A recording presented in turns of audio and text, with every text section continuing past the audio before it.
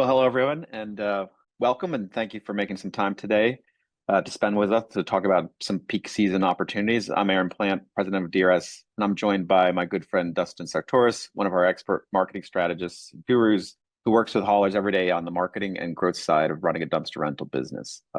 We're here to talk about peak season, specifically what you can do right now to make sure your phones are ringing and your online bookings are coming in when it matters most. We're going to cover three main topics today. How to showcase your work in a way that actually builds trust with customers, whether paid ads make sense for you and your business, and a little bit on how to use SEO and reviews to drive more bookings without spending a ton of money. Each section is probably 12 to 15 minutes, and we'll leave some time for any questions you have at the end. So before we get into it, just one housekeeping point. If you have a question, just drop it into the Q&A feature, which should be next to the share button and or maybe in the little three ellipse button. And you can put your question there, and Darian, who's moderating, will collect them and then share them with us so that we can ask them at the end of the session. All right, that's all the rules we have. So pretty easy going today. Dustin, a quick intro. Who are you and what do you do around here? Hey, everybody. My name is Dustin Sartoris. I'm the one of the digital marketing strategists here at Dumpster Rental Systems. I've been around for probably 4 years now, give or take. And my day-to-day is helping the customers run their marketing campaigns, Facebook ads, Google ads, all that sort of thing. So I see it day in, day out. And I've also ran other businesses and other verticals previously. So I have a lot of experience in different small businesses and things like that. So I kind of, get a bunch of different perspectives and using it to our advantage to help everybody out. Awesome. Thanks for the intro. All right, so we will move into our first topic, which is showcasing your work. A lot of haulers I've talked to say they don't really have time to post on the socials or worry about snapping photos. They're busy running jobs, which is absolutely true.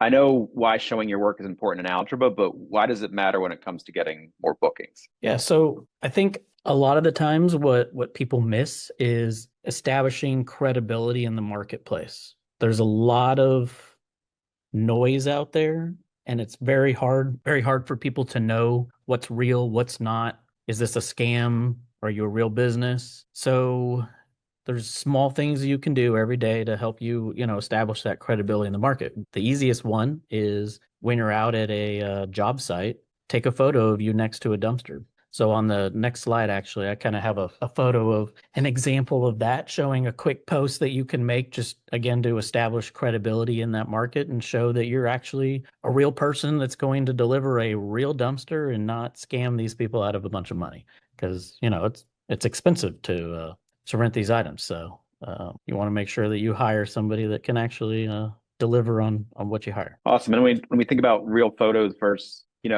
AI generated ones, that's very tempting to use. What does a good quality photo actually look like? So we have kind of an example here, right? It's something that feels real. It's in a real customer's house in this case. But what should you be taking a picture of on the job? Yeah, I mean, anything. So you're already there in their driveway. Show that you are a real person with an inventory of your dumpsters. Show what sizes they are.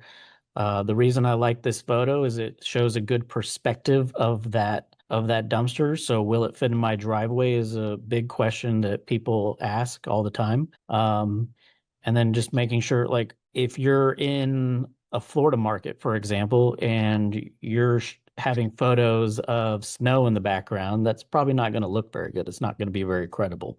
But if you have, picture you next to the coast or with some palm trees in the background, they're going to know that you're actually in the area and you're a real individual. So that's one of the few things, to show that you're a credible business. And when we look at the, building trust, establishing authority, creating more assets, we want to focus on creating more assets since, again, that's one of the pain points. It's just hard to get these things done. You're in the moment, you're busy, you forget to stop and snap that picture. What are some tips on how those photos can be used across not just, the social post or a response to a customer, but in GBP and other places? Yeah, any content you have can be shared across all the different platforms. You want to showcase that this the content that you have, it can go everywhere. It can go on your Google business profile. It can go on your website. It can go on your Facebook posts and all that. Awesome. Mhm. All right, so I think we'll move on to the next topic. Sorry, here I get my mouse control. Okay, yeah, here's a great example of what good looks like. I'm sure we can guess which one's which, but why don't you walk us through some of the why? Yeah, so both of these were actually generated with ChatGPT. So all I did is went into ChatGPT. I said, make me a flyer for a dumpster rental company in this market. Gave it, some basic tips. You have to be precise in what you want. So give it a color scheme, give it as much information about your business as possible. Because when you don't, it's going to create generic flyers that everybody's seen. I'm sure everybody attending this webinar is seeing the same AI generated flyer time after time after time. Probably says the words unforgettable or certain keywords that you just know that it's AI generated. So the more information you give, like a tool like ChatGPT, the more information you give it, the better you are at prompting it, the better results you're going to get. If I was just to say, make me a flyer and here's my company name, you're probably going to get something like the second version over there, the very colorful version that's all over the place. There's even some spelling errors and things like that on it. You have to be careful with what you're putting out because that is a reflection on your business. And, people pay attention to that. You might not know that they pay attention to it, but if they're seeing, misspellings and the same keywords over and over again, they're gonna probably not trust your business as well as somebody else that is establishing that professionalism. Yeah, that's a good call out. And if you look at the left, it's simple, it's easy to read and find what you're looking for, and promotes and matches the brand aesthetic. So definitely really good divergence between what's good and what's not good here on this page. Well, one thing real quick I want to mention is that when I put things out on the internet, you want to make it very quick, very easy to look at, very easy to read through the bullet points. So I tell when I'm prompting, I say I want fifth grade reading level. I want as simple verbiage as possible. The more complicated you make it, people aren't going to spend the time reading through all that, and you just lost that individual's attention because Right. they only look at it for a few seconds before they move on. And you can train the agent on your brand too, right? So that you don't have to spell out all your brand requirements. You can Mhm. kind of feed that as a skill. Yeah, you can copy and paste the same information on every prompt, or you can, if you're using a tool like Claude, you can make a skill. Just tell Claude, hey, make me a skill that will describe my business to the prompt every single time, and then we can go further. That's kind of an advanced topic, but that way, every single time you're prompting it about your business, it already has your brand colors, your name, your Right. logo, your personality style, even. Like you can go fully in depth. Awesome. Hmm.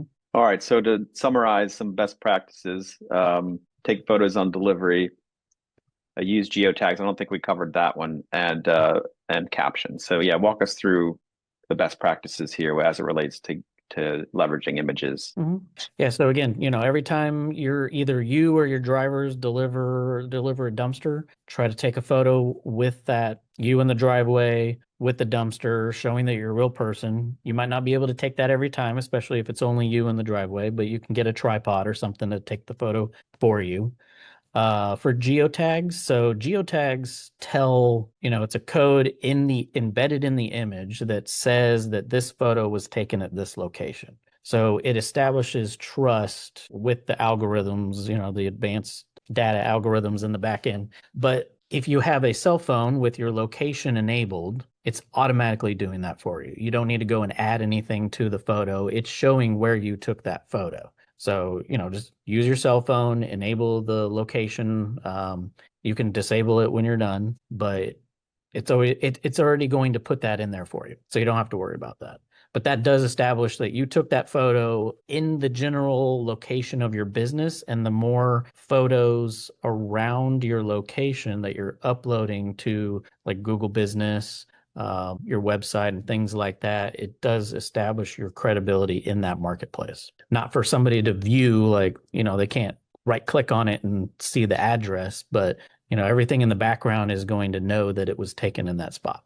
And as Got it. far as as far as captions with AI, so if we go back, so you just want a simple, easy to read text. Hey, I'm a business owner in this area. This is what I can do for you. This is how you contact me. You don't need to give them a few paragraphs long. Just say, hey, what you do, where you service, and what you're going to give them. So make it as And easy you, as possible. Sorry. yeah, and you mentioned, leveraging AI again here to Mhm. do this, to do the writing for you. So what are some, what's the right way to use that, and what are some things you should avoid as a hauler when you are leveraging it? Yeah, so again, easy, like fifth grade reading level verbiage, be as clear and transparent as you can. Don't use complex words. Nobody knows all the industry jargon that you guys are dealing with on a daily basis.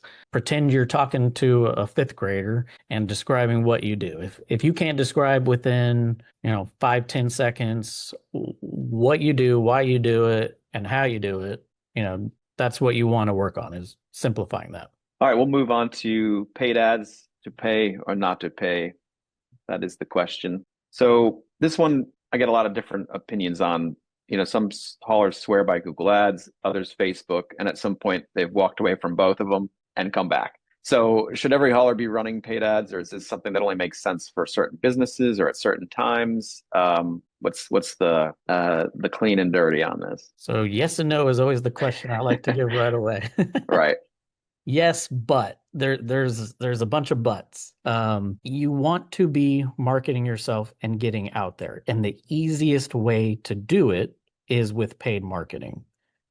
But you also need to be doing other things to establish yourself first. You can't just start running Facebook ads or start running Google ads and, go take a nap and hope that you're going to wake up and there's going to be customers booking on your website. That's not a realistic expectation. So, pair it with other behaviors that you're doing to get out there in the marketplace. Facebook does really well for retargeting ads, but in order to retarget well, you have to have an audience of already existing people that you're getting back to them and, establishing yourself as that credible, trusted business that, it's not every day that somebody wakes up and says, "Hey, I need to rent a dumpster," unless they're, doing an like roofing or whatever activities that they actually do that on a daily basis. But a typical homeowner is not going to be renting a dumpster from you every single day of the year. It could be once a year, once every 2 or 3 years. But Facebook ads and Google ads make sure that you are seen when those people are ready to book your business, to book a dumpster. So you want to make sure that you're present in that market. So what I always tell people is pick a budget that you can reasonably spend for an entire year's period of time. So if you can only afford through January, December, the summer months, even in the slow months, you can only afford to spend $300 to $400. That's what you need to be spending, not spend 2,000 one month and then turn them off the next month. That's not going to get you anywhere. You got to be present and always visible for when those people are ready to book you. So it So reminds me of a previous industry that you were in, real estate, which says keep top of mind, right? Mhm. People only buy a home when they have a baby, there's a death in the family, or they're starting their life right together Mhm. after a marriage. Those are like usually the three main times, or they're relocating for work. Right. So with 5 year gap in between sales, you really need to keep that top of mind, and this is one of the better ways to do it. All right, well, let's Mhm. dive in a little bit deeper into paid ads and talk about some best practices. Sure. So walk us through these if you would. Yeah. So yeah, start small and grow. So let's go back to, like, you have $300 or $400 you can reasonably spend every month. You do not want to start off immediately trying to take over a whole entire area. Let's say you're in an area like Dallas. So you have Dallas, Fort Worth, Arlington, Irving, and so on. You do not want to target the whole Dallas metroplex with millions and millions of people. You're not going to get anywhere with $300 or $400. It would be more effective and realistic to target 5-10 miles around where you're.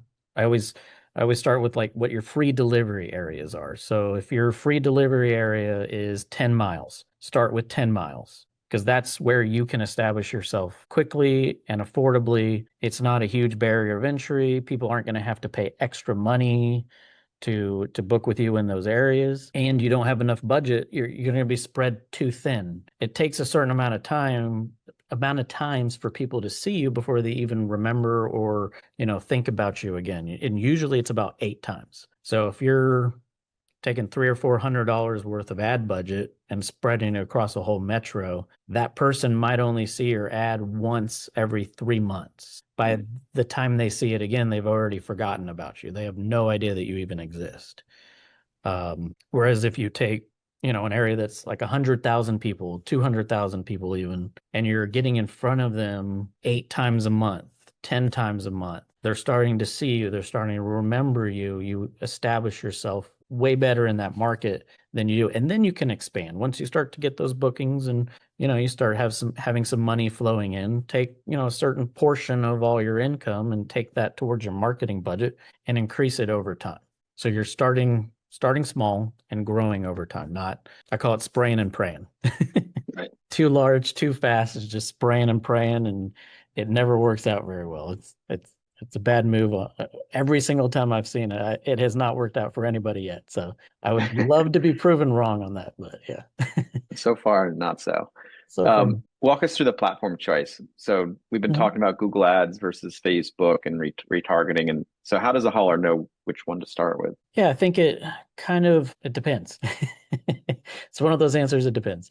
Now, so Google is very good at getting in front of specific keywords. So if you want, let's say you have 20-yard dumpsters and you want to rent out your 20-yard dumpsters. You don't have enough 15 yards, you might only have 1 or 2 5 yards or whatever. If you want to specifically rent out those 20-yard dumpsters, Google is an easy way to create an ad with the keywords 20-yard dumpster rentals and run ads specifically for that target in your smaller radius or whatever, budget you can afford. Yeah, so, start with the green, not in the red. And this is for Google Ads. So Google Ads, it's based on search volume. So if you add, 100 different keywords, your target area has to be smaller. If you add fewer keywords, your target area can be bigger. You're playing with the numbers. You got to, more keywords, more budget, more area, more budget. So play with it, figure out a good medium. If you want to target all dumpster rental keywords, then you want to start in a smaller area. Facebook is really good about establishing yourself as a brand. So people don't know your brand. You kind of have an existing audience. You have a few people visiting your website.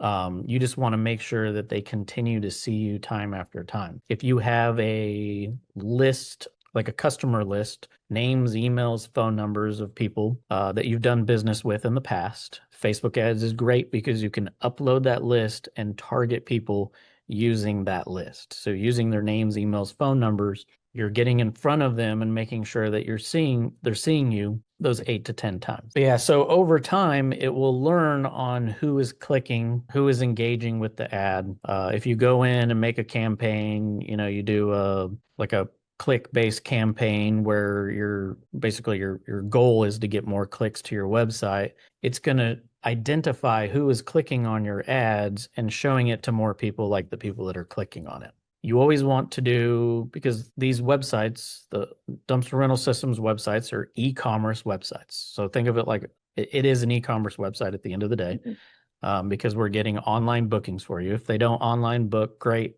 They'll give you a phone call, but the whole goal is to get the online bookings. So you want to drive traffic that generates those online bookings. So we do have tracking in our software that can identify those purchases. And so Facebook is automatically updating its algorithm to identify more people that are not only clicking on your ad, but are checking out and renting your dumpsters at the end of the day. So the longer you leave it and the longer you let it run, the better it's going to be. It takes time to learn. So all these platforms do. It takes, sometimes it's a 30, 60-day learning process. So. Okay. Yeah, I was going to ask what's the time frame to expect if you're starting and making investments into it. So 30 to 60 days minimal to really get things moving. Yeah, that's just for the platforms themselves. Like Hmm. Facebook and Google have invested a lot of time and money into AI algorithms that learn over time what people are engaging with, what they're clicking on. Facebook now can even generate entire AI generated images. So you upload one version of it and it will give you like 10 different alternatives. You take those 10 alternatives and then it will learn based on those and show whatever one is converting better more to everybody that's showing to. So I think next we've got some, it's the big four, I guess, and a mhm. little bit about when to use them and how from a platform perspective. Yeah, so LinkedIn, it's good for if you're targeting business, like it's business to business. So if you're looking for to rent to a established, credible business, somebody that would be on LinkedIn, that would be somebody that would actually have a profile on LinkedIn and be using it on a daily basis. That would be when you want to use that platform. Might not be worth it though until you establish yourself on Google and Meta. So, again, choosing a few keywords, running a few Google ads is always a good start. And then using Meta to making sure that your existing audience sees you over time. That's always a good way. And YouTube, if you're going out and recording videos, that's a great way to make sure that you're staying in front of people. I actually use that in my real estate business. I ran YouTube retargeting ads, and people would see me all the time. And I established people would recognize me in the grocery store at one point. But I made sure that I had an audience of people that, they were my customer list. I uploaded them to YouTube and I said, target these people, target the people that are going to my website, and then show them a YouTube ad. So they would see me time after time and time, So depending on the media that you're using, where Mhm. you're spending your time can help dictate where to stack your chips in one of these platforms. Mhm. Yeah, So we talked. if you're not making videos, YouTube, you might want to put that aside. Meta does really well still with images. So videos, I still prefer images on Meta on Facebook versus videos. But yeah, they all have their benefits. So we talked about having a low organic audience, focusing on a specific area, and then having clear goals and budget, right? So make sure that whatever your budget is, there's is it safe to say there's a budget size for every use case? Like there's even with a minimal spend, there's something that you Mhm. should be doing with one of these platforms. Yeah, if you only have, let's just say $200 or $300. I mean, pick two or three keywords on Google and hone in on a 5 mile radius. You can easily do that. You can't add 20 keywords in a 20-mile radius, but hone in, and then you can see what your impression share. I always go by impression share. Hmm. So if with your budget, you're taking over 80-90% of the impression share, then you add location, zip codes or target area or whatever. You can add more keywords and so on, keep increasing that number with your budget. And last question on this topic, what's the most common mistake that you see people make when they first start running ads? I think going in too hard too fast and Hmm. burning out their budget. You're not going to spend you're not going to put $1,000 in 1 month and do enough business just on one platform alone to keep it going. That's too quick, too fast.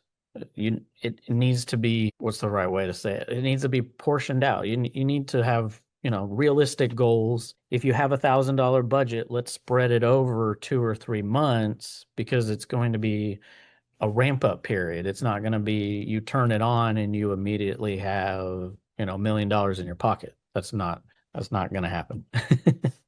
So I guess the way I'd like to look at it is it's an investment.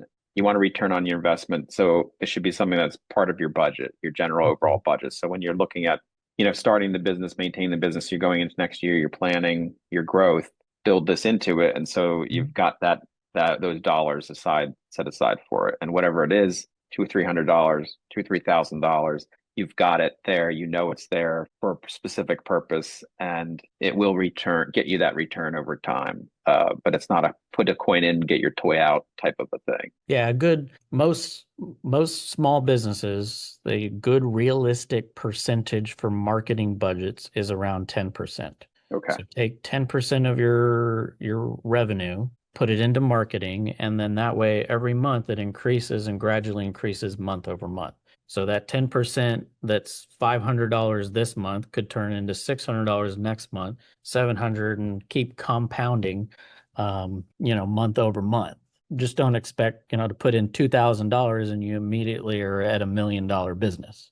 Right. You need to put in, start small, gradually increase it, see what works, see what doesn't, phase out what doesn't work, and, keep putting budget towards the things that do work. All right. Well, let's move on to our last topic, which is SEO and leveraging reviews in particular. So I know a lot of operators hear the word SEO or the acronym SEO, and either their eyes glaze over or they proclaim their unequivocal expertise. So we want to keep it practical, and kind of focused on just one pro tip here. So when it comes to peak season specifically, what's the one thing a hauler can do this week with their Google reviews that will actually move the needle? So the easiest thing that you can do, especially in the day and age where AI is taking over, because pretty soon we're not even going to be able to search for keywords on Google. So with that being said, what you should be and can do now is get established reviews from people. So when I say that, I mean, reach out to everybody that you've done business with, ask them for a review. If you can, ask them to mention specific keywords in those reviews. So you want them to say things like, oh, I rented a dumpster from XYZ company. It was great. They were trustworthy. They showed up on time. They did this and this and this. The more times you have those reviews mention those specific keywords, and you can go to the next slide and it kind of showcases this. Every time those specific keywords are mentioned, all the AI algorithms are searching through these reviews and using that to build the credibility for your business. So it will know, oh, this business has been mentioned 5,000 times for saying they showed up on time, they were trustworthy, they serviced this city in this state, and it's an organic way to get found on these AI search platforms that are going to exist and do exist today. And it's just going to get, more prominent over time. Like, I'm sure most of the people watching this webinar right now are using ChatGPT or another AI platform to search now instead of typing in a keyword on Google. And this is how you do it, because the AI, ChatGPT, Claude, all these platforms are giving more authority to a real review from a real person than it's going to give most of the time than what's on your website. So again, if you have like 1,000 reviews that all say the same thing, it's going to say, oh, well, we want to recommend this person because we know that that's a trustworthy source. And then when you respond to that review, it's the same way. You respond using those specific keywords. Thank you for booking a dumpster rental with XYZ company in this city of the state. You don't have to sound robotic. Make it sound as natural as possible. Right. But you're mentioning those keywords and you're responding to that review with, again, those same mentions. And that just gives you more credible authority in that market. So regarding keywords, can you explain how the sausage is made, how Google actually reads and those and responds? And, you explained why it mattered, but do you know how you kind of give a simple example of how it's doing that, and then why it's important to make sure that it's done? Yeah. So, I don't know exactly like how the algorithms work, but at the Yeah, end of the I don't day, mean that technical. right. Just, yeah. But at the end of the day, there can only be so many names being mentioned in a result. So if you prompt ChatGPT, give me the best dumpster rental companies in my city, it's not going to sit out there and spit out 100 different companies. It's going to pick and choose the best 5. How it finds those best 5 is going to be things like, the phone number. Does the phone number exist? Is there a established website that mentions, certain things? Are there reviews on this business? How many reviews are there?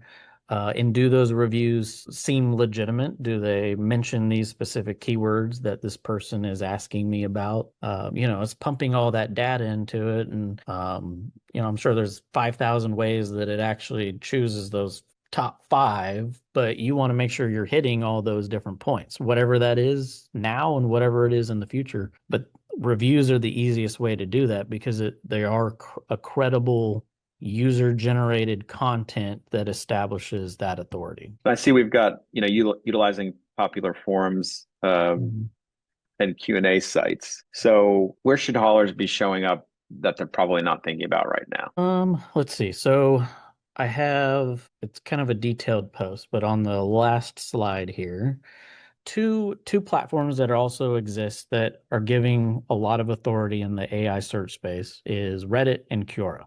I don't know how to say Quora right. Quora? Quora. Anyways, but you have to be very careful with the way that you're posting content. You don't want to just spam, hey, this is my business, here's my website link, and so on. There's two different platforms about you're going to get banned if you're just over there advertising your business and just, posting links to your content. You have to do it in a very calculated, very careful way. Be a trusted advisor, not a marketer or an advertiser. People are asking, thoughts on, hey, how do I get this done? Or I have, something in my driveway. What do I do? You're responding to those reviews and being the helpful, informative source. And then in your profile, you might have links back to your website. So you're kind of going about it in a roundabout way. You're not just saying, hey, click on my website and book my dumpster. Does that kind of make sense? Yeah, and I think if you register, we'll put a link in the post, and you can get a copy of the at least the Quora comparison here. Yeah, so we can send that out after this webinar, but it's just a side-by-side comparison of what to do and what not to do on both of these platforms. Because Cure is the same way. Like Cure is designed it's basically a FAQ website where people ask questions and how do I do this or how do I do that? So again, you're just answering those questions in a humanly, friendly way, but then throwing in on your profile, like kind of hiding it in the background that you're working for this company and you're a representative of that, of that business. You're not linking to your website every time you post because that's how you get banned on these platforms. But if you haven't noticed now, like Reddit and all Quora are very prominent on search results, and a lot of credibility is given to these posts because it is user generated content, and that's what these platforms are looking for. Are social signals is what you call it. That's the technical term, but it's looking for all these social signals that get sent out, and that is one of the top ones. So someone on this webinar has 0 reviews right now. What do they do first? So if they have 0 reviews, I would say the first thing is go text everybody that you've ever done business with or that and say, hey, I could really use your help. It would, be awesome if you could just take 5 minutes, leave me a review. I'll do this, like return the favor if you need to. Say, hey, I'll review your business instead if you've done business with them. Make sure it's actually legit. But just go through and message every single person. It doesn't matter that you've done business, like if you did business with them last year or 2 years ago, maybe say hi, what's up first before you ask them for a review. But they're not going to be upset that you reached out to them. They might be like, oh, I actually needed a dumpster too. Thanks for reaching out. Like you need to get back in front of these people. If you've never reached back out to them after they did business with you, this is a good opportunity to do that. You're running a business at the end of the day, and you want to make sure that your business is well established in the future, and establishing those relationships is a good way to do that. People are going to book with the people they like, know, and trust. And if you're not doing the simple day-to-day activities of networking with people and connecting with them and being a real human and it's going to be hard to get going. So Yeah, and it's an opportunity to connect, right? You can offer a mhm. 5% discount on your next Yeah. dumpster or service. And like you said, there may be someone who's like, oh, yeah, I forgot. I do have something that I need. Mhm. So, lots of benefits, really little risk in asking for those 5 minutes. All right, well, we've covered a lot of ground, social and photos, paid ads, SEO and reviews. Now it's your turn. If drop any questions you have in the chat. If you've got something specific, your market, your setup, a campaign that's not working, this is the time to ask. Dustin's right here, and I've got him trapped for at least another 15 minutes. While those come in, Dustin, if you ever had to give everyone on this call one thing to go do before Monday, what would it be? Make sure your website, well, yeah, make sure your website accurately reflects what you do, what you offer. You have descriptions, you have, realistic photos of your dumpsters on your website. And then the biggest thing I would say is if you're going to be posting on social media and trying to get business that way. I see a lot of people posting, but nothing on their profiles that say that they are working with this business. So if you can't see a link to your website, some way to contact you, or any of that on your public profile on your social media, go and update that. Hmm. It's like it doesn't hurt to have a link back to your business. I mean, you guys work really hard to run these businesses and you spend a lot of money buying the inventory, buying the trucks, buying the dumpsters. Put a link on your profiles and help yourselves out a little bit. That's a great tip. Yeah, Super simple to do. Could do it super simple. right now. Yep. Okay, we have got a couple questions. How often should I be posting job photos? And how do I Posting know job. if I'm posting too much? So what was the first part? How often? Basically, How it's often? how often, and Um, is there such a thing as too much? I don't think there's a thing is too much. I mean, you're probably only going to be getting realistically one or two photos a day. I would say one or two posts a day is not more is not too much. I mean, on all these different platforms, Facebook, Instagram, even TikTok, like you want to be posting as often as you can and getting engagement. People want to see that you're an active business. So yeah, one or two posts a day is probably plenty. If you can only do one post a week, do that. Do as much as you can, but I don't think anybody is going to do too much. Too much would be like 10 posts a day, but that's okay. not really feasible. Yeah. That would be a lot. So And it feels like consistency is more important than quantity, right? That consistency will get you get the web spiders crawling and keeping that data. Mhm. Uh, Another question, how do I keep my ads from wasting money on tire kickers or people outside my service area? So most of these platforms will optimize themselves automatically now Oh, and kick off the tire kickers. It's not going to show, like Facebook is going to stop showing ads to people that never click on your ads and never engage with them. As far as like robots and things that are like spamming your clicks, there's some tools out there. We use tools like that to prevent that. But it does automatically learn on who's engaging with the ads and who's not over time. okay. So, make sure your targeting is correct. Obviously, go in there and make sure that you're targeting. You can see on Google what keywords people are typing in to search for your business. So if you're seeing people searching cities that aren't in your area, then you need to go and put those as negative keywords and so on. But yeah. You covered this pretty well, but I'll ask it just in case there's another, piece of info that comes out of it. What's the best way to regularly ask for reviews without annoying customers or sounding pushy? So you covered the like, don't be afraid to ask everybody, and Mhm. but do people give kind of pre-canned uh suggested responses? Like, I've seen this a lot where they'll ask for like a LinkedIn review from an employer, and they give you the answers they want you to say, right? And then you can edit it and do what you want. Is that a thing when it comes to reviews? Yeah, I mean, we have a tool that automatically suggests a review. So if they go to the link, um, It automatically generates a review with the keywords that you want them to use, and all they have to do is hit the copy and paste button and submit that review. Oh, So, we have a service that can do that. Don't be afraid to ask. If Make sure you're asking at the right time too. If you're sending out a text in the middle of the night when they're asleep, they're probably not going to wake up and leave you a review in the middle of the night.